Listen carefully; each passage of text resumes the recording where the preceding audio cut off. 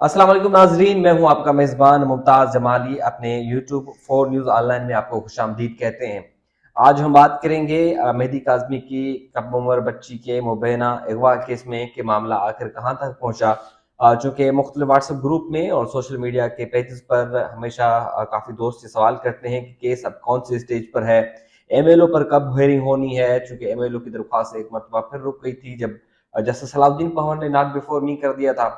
और साथ ही साथ जो ट्रायल कोर्ट में अब कब हेयरिंग है, और साथ ही साथ जो मफरूर मुल्ज़मान हैं जिसमें नूर बीबी समेत दीगर शामिल हैं, उनके खिलाफ अब क्या कार्रवाई होने जा रही है। तो आपके बहुत सारे सवालात थे, तो हमने कहा कि मजमूई तौर पे एक वीडियो बनाएं। और चूंकि मेरे साथ शाहिद हुसैन है और इस केस पर उनकी बड़ी नज़र होती है, तो मैंने कहा कि आज शाहिद हुसैन को भी हम अपने साथ रखें और वो सवालात जो आप कर रहे हैं उनके जवाब हम दे दें। शाहिद भाई, आपका बहुत शुक्रिया।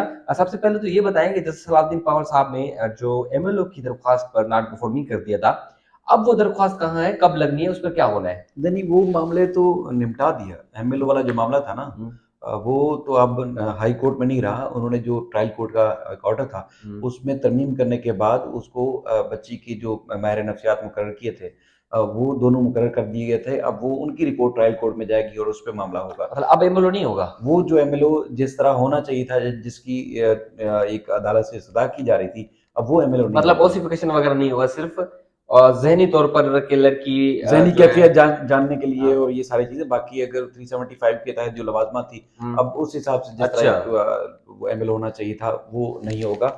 उ उसको अदालत ने तस्लीम नहीं किया था। बाकी अब वो मेडिकल जो बोर्ड है या ये हुँ। जो 2 डॉक्टर्स हैं, अब इनकी रिपोर्ट के ऊपर मज़ीद क्या होना है, वो ट्रायल कोर्ट फ़ैसला करेंगे। अच्छा, ये काफ़ी लोग परेशान भी हैं कि आया वो जो रिपोर्ट है, वो सिंध हाई कोर्ट में सबमिट होनी है या ट्रायल कोर्ट में? सिंध हाई कोर्ट ने उन्होंने गलती से कर दी थी, या शायद जानबूझ के की कुछ दिन पहले।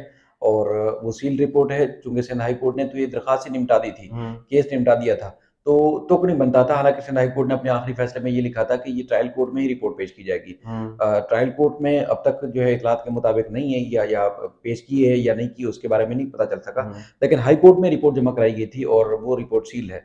बाकी किसी फरीक को अब तक उसकी कॉपी फराहम नहीं की गई। अब उसमें उसके अंदर क्या लिखा गया है, क्या कहा गया है, उसके बारे में अब तक कोई मुसद्दिक़ा इत्तलात नहीं है। बाकी ट्रायल कोर्ट में केस है, तो अब ट्रायल कोर्ट उसमें जायज़ा लेगी रिपोर्ट का। हुँ। उसमें हेल्थ डिपार्टमेंट के डॉक्टर्स की तरफ से जमा की कराई जाएगी।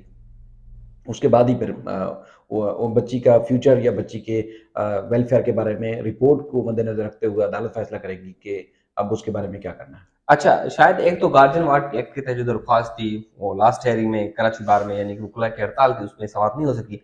अब जो ट्रायल कोर्ट में कल हियरिंग होनी है, जो अहम मुकदमा है, उसमें आपकी क्या तवक्कात हैं कि जो चार्ज फ्रेम कल हो जाएगी और जो दीगर मुल्ज़मान हैं मफरूर, उनके 88, 87 की कार्रवाई हो सकती है? देखिए, चार्ज फ्रेम के लिए तो चारों मुल्ज़मान का होना ज़रूरी है। और मुल्ज़मान वहाँ मौजूद होंगे, तो अदालत ने ये फ़िक्स ही इसलिए किया था कि चार्ज फ्रेम होना है।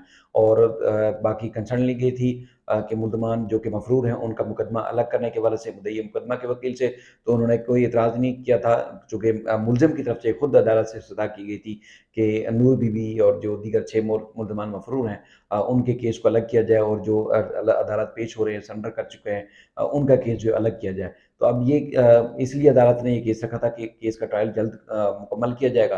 तो अब इम्कान ये है कि कल फ़र्द जुर्म आयद हो जाएगी। उसमें जो मुल्ज़मान के ऊपर इल्ज़ामात हैं, उनको अदालत पढ़ के सुनाएगी, उनको बताएगी कि तुम्हारे ऊपर क्या-क्या इल्ज़ामात हैं। उसके बाद फिर यकीनी तौर पर मुल्ज़िम की तरफ से उसमें हमेशा जो है वो इनकार किया जाता है कि उसने इस किस्म का जुर्म किया ही नहीं है। तो फिर गवाह और सबूत जो इस केस से जुड़े होंगे, अदालत बारी-बारी उनको तलब करेगी। तो फ़र्द जुर्म आयद होने के बाद इम्कान ये होता है कि केस जल्दी निपटाया जाए। यानी कि अगर अदालत चाहे तो, चूँकि ये मॉडल ट्रायल कोर्ट भी है, और अदालत चाहे तो ये 1 महीने में भी केस निपटा सकती है, और फौरी जो है वो केस सुनने के बाद। तो अब कल बड़ा अहम दिन है कि जो मफ़रूर मुल्ज़मान हैं, उनको बाकायदा तौर पर अदालत से मफ़रूर और इश्तिहारी करार देने के हवाले से कार्रवाई का आगाज़ किया जा सकता है, और मुल्ज़मान के ऊपर फ़र्द जुर्म भी आयद की जा सकती है। अच्छा, जो माहिर नफ्सियात की जानिब से रिपोर्ट जमा कराई जाएगी या की गई है, ज़ाहिर-सी बात है वो कोर्ट में ओपन होनी है, अदालत के रूबरू, जज के रूबरू। अच्छा, उसमें अगर कोई चीज़ें सामने आती हैं, तो उसके बाद क्या, अगर कल चार्ज फ्रेम हो जाता है, तो फिर तरमीमी चार्ज फ्रेम आयद किया जाएगा? वो रिपोर्ट अगर पहले अगर पब्लिक की जाती है या उसको डीसील किया जाता है, तो वो फिर तो मुद्दई मुकदमा के वकील के ऊपर है कि वो फिर अदालत से क्या इस्तदा करते हैं, कि यानी कि अगर वो चार्ज फ्रेम करने से पहले अदालत में आ चुकी होती है और अदालत उसको डिसील करती है, उसकी नकूल फराहम करती है और उसके बाद फिर उसको पढ़ के सुनाया जाता है, उसका जायज़ा लिया जाता है, तो यकीनी तौर पर वो अदालत से इस्तदा कर सकते हैं कि ये चूँकि मज़ीद संगीन एक जुर्म है, अब बच्ची का फ्यूचर या बच्ची को किधर उसकी ट्रीटमेंट की ज़रूरत है, उसके साथ क्या करना है, वो एक तो अदालत से इस्तदा करेंगे। दूसरा मामला ये है कि अगर कोई मज़ीद मुल्ज़मान के खिलाफ कोई जुर्म ऐड होता है, तो उसमें पहले तो एक तरमीमी चालान मुमकिना बिल्कुल। तौर पर आएगा, चालान आने के बाद फिर तरमीमी जो है फ़र्द जुर्म ऐड की जा सकती है। लेकिन केस जो रखा गया है बुनियादी तौर पर वो फ़र्द जुर्म के लिए रखा गया है और जो मफ़रूर मुल्ज़मान हैं उनकी इशारी करार देने की कार्रवाई बाकायदा तौर पर शुरू की जा सकती है और उसके बाद रिपोर्ट आएगी तो रिपोर्ट के ऊपर भी बहस हो सकती है। अच्छा, मेहदी काज़मी अदालती अहकामात पर अपनी बच्ची से मुलाकात भी करते हैं, तो क्या अंदर की खबरें हैं जो मुलाकात रहती है, वो कितनी खुशगवार रहती है और कौन-सी मतलब अंदर की क्या खबरें हैं वहाँ पे? देखिए, ब 3 मुलाकातें उनकी हो चुकी हैं, वो तो मुतमईन हैं। वो मुतमईन हैं कि बच्ची एक तो सेफ भी है और उसके बाद फिर अब बच्ची जो है वो वापस भी जाना चाहती है। चूँकि एक तरीक़ाकार है जो अदालती तरीक़ाकार है, कि जो कानूनी हुँ, तरीक़ाकार है, उस हिसाब से ही उस मामले को फ़ॉलो किया जाएगा। ऐसा तो नहीं है ना कि यहाँ पे आज बच्ची ने इज़हार किया ख़्वाहिश कि उसको हुँ, वापस जाना है, तो उसको उठा के कोई ले जाए या माँ-बाप के पास वो चली जाए। एक तरीक़ाकार है अदालत का, चूँकि अदालत ने बच्ची को शेल्टर होम भेजा था, तो अब अदालत के हुक्म से ही बच्ची जिधर भी जाएगी, वहाँ जाएगी। बाकी ये बात तो नामुमकिन सी है कि लड़की की जिस तरह की कैफ़ियत है और जो रिपोर्ट्स में या जो मुख्तलिफ ज़राए की तरफ से दावा किया गया है, बताया गया है कि अब लड़की वापस मुल्ज़मान के पास चली जाए, ये नामुमकिन सी बात लगती है। बाकी हुँ। देखें, ये हमारा निज़ाम है, सिस्टम है, अगर कोई ऐसा नाखुशगवार ऑर्डर या ऐसा कोई सीन होता है, तो यकीनी तौर पर लोग उसको कभी कबूल नहीं करेंगे।